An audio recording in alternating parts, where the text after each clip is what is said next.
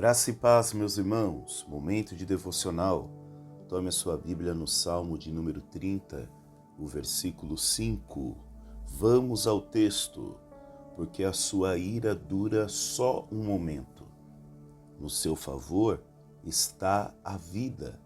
O choro pode durar uma noite, mas a alegria vem pela manhã. Que lindo, meus irmãos. Eu tenho certeza que você já ouviu este versículo. Esse versículo 5 do Salmo 30 de Davi. Aliás, o Salmo 30 é atribuído a Davi por conta, o título dele traz o nome de seu autor. Salmo, cântico de dedicação da casa de Davi. Então isso indica que ele foi escrito em um momento de ação de graças, possivelmente pela dedicação da sua casa ou seu palácio, porque Davi era um rei, após um tempo de guerra, um tempo de turbulência, ou até mesmo usado posteriormente na dedicação do templo. Por tradição, os judeus o cantavam nesta ocasião. Independentemente da data exata, o tom deste salmo é claro. Davi celebra a libertação após um tempo de sofrimento. Esse sofrimento pode ter sido físico, emocional, espiritual. Isso para nos ensinar, irmãos, que nenhum sofrimento é eterno. Esse versículo nos lembra que a dor, nenhuma dor é eterna. E que Deus é capaz de transformar o luto em alegria. Porém, no tempo certo. Nós estamos vendo Davi, o homem tido como segundo o coração de Deus.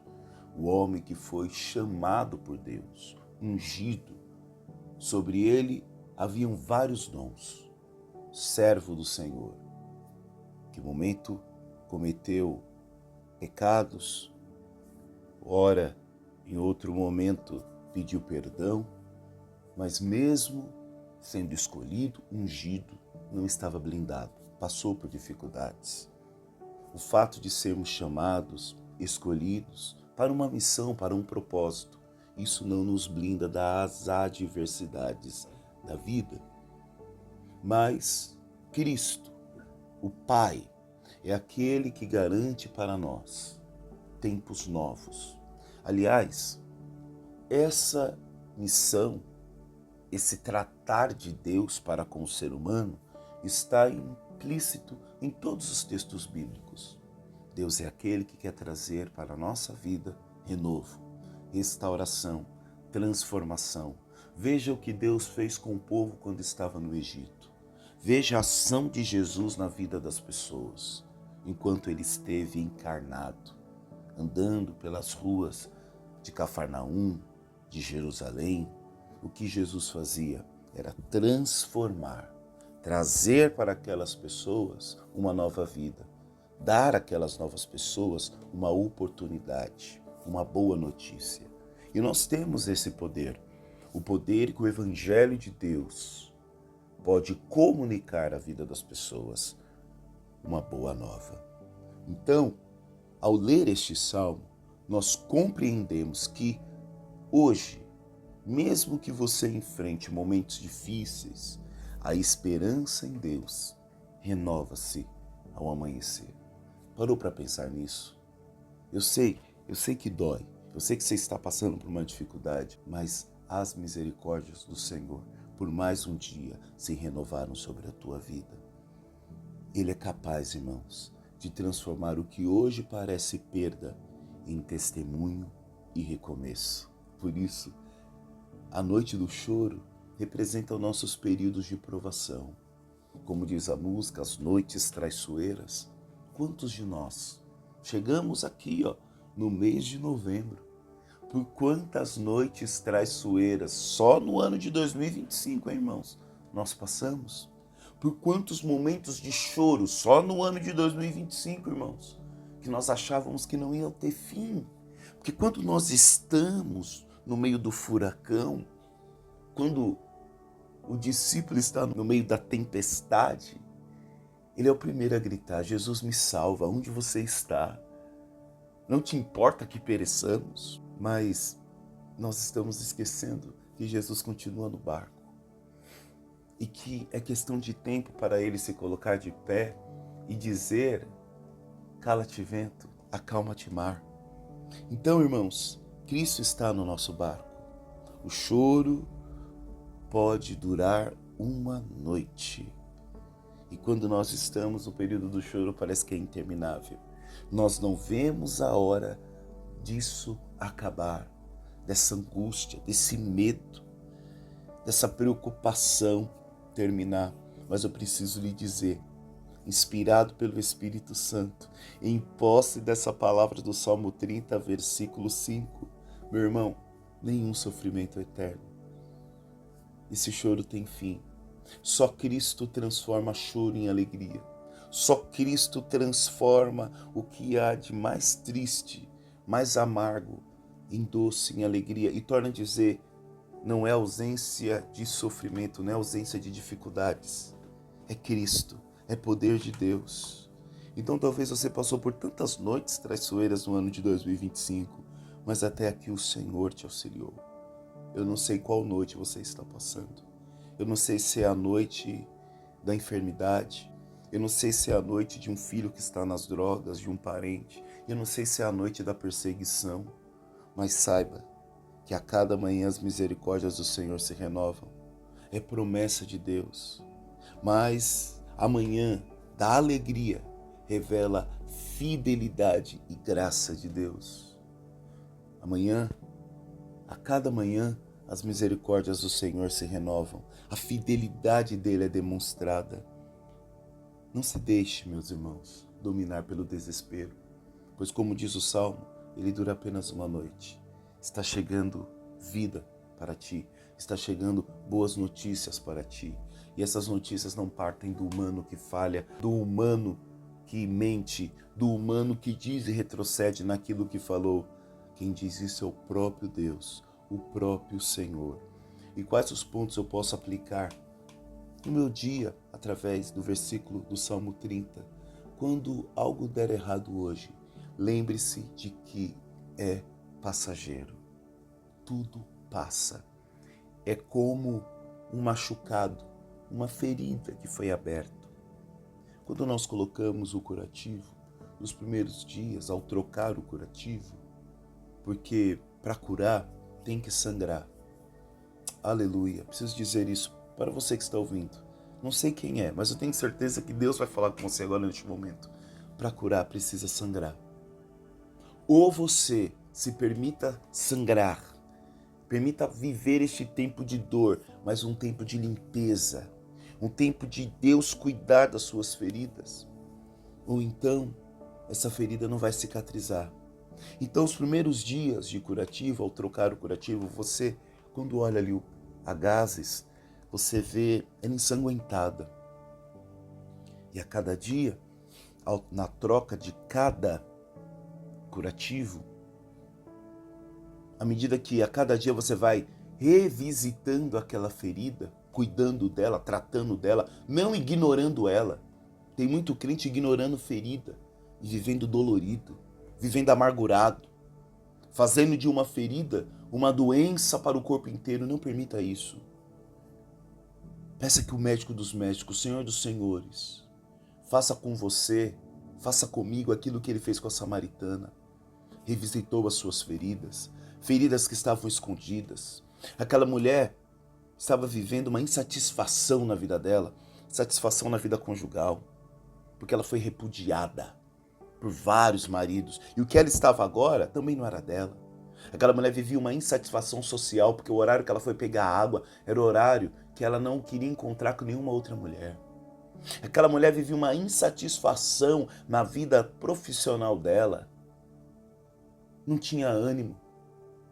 O que bastava a ela era uma corda longa e um balde com a boca bem grande para pegar uma quantidade de água para que ela não voltasse para aquele poço. Mas Jesus encontra com aquela mulher num poço, num dia comum, e faz com que ela Revisite as suas feridas. E revisitando aquelas feridas, ela foi curada. Porque aquele que estava sentado ao lado dela no poço era a própria vida. Era o Messias, caminho, verdade e vida. Então permita que Cristo troque esses curativos. E vá percebendo que a troca de cada curativo a gases vai ficando cada vez mais clara, simbolizando que essa ferida que outrora estava aberta, exposta, agora está cicatrizando, irmãos. O choro pode durar uma noite, mas a alegria vem para amanhã. Há tempo de dor, sim, irmãos, mas também há tempo de cura. Lembre-se, é passageiro.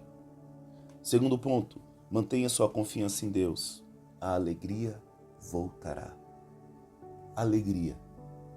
A alegria. Como diz Paulo em sua carta aos Filipenses, alegrai-vos no Senhor. Outra vez eu digo alegrai-vos no Senhor. Eu já expliquei isso. Paulo compôs essa carta enquanto ele estava preso em uma prisão romana. E ele diz alegrai-vos no Senhor. Porque a alegria no Senhor não depende das circunstâncias. A alegria do Senhor não depende se a gases ainda não está branca, mesmo com a gases cheia de sangue. A alegria ainda é possível, porque a alegria não está no quê? A alegria está em uma pessoa, em Cristo Jesus. E quando nós entendemos que a alegria está em Cristo Jesus, nós entendemos que a alegria não é circunstancial. Aí, quando nós estamos encarcerados, nós podemos dizer, alegrai-vos no Senhor. Porque essa alegria ninguém pode tirar. Mesmo estando preso, mesmo estando encarcerado, mesmo passando por noites traiçoeiras, mesmo em uma noite de choro, a alegria do Senhor é a nossa força. Ninguém tira isso de nós. E último ponto, ore antes de reagir. Isso é muito importante, irmãos. Nós estamos esquecendo dessa dica poderosa. Ore antes. Fale com o céu. Fale com teu pai. O teu pai sabe o que é melhor para você. Ele tem as respostas necessárias para a tua vida. Necessárias. Não são as respostas que você quer ouvir. Não são as respostas que eu quero ouvir. Como um pai que educa o filho. Que não dá tudo que o filho quer na hora que ele quer, mas lhe dá o que é necessário.